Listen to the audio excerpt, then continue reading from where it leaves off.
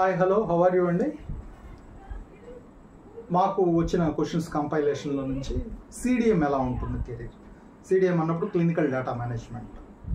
Compared to pharmacovigilance కొద్దిగా pressure తక్కువ ఉండే జాబ్ ఇది. We agree.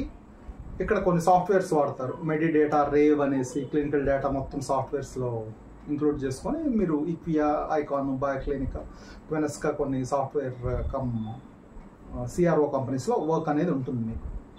బట్ ఎలా ఉంటుంది కెరీర్?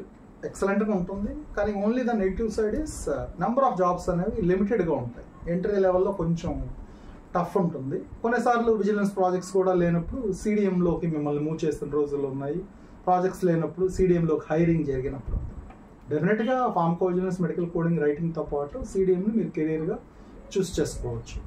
నేను మీ కిరణ్ కుమార్ సార్ని రైస్ ట్రైనింగ్స్ నుండి. Thank you so much.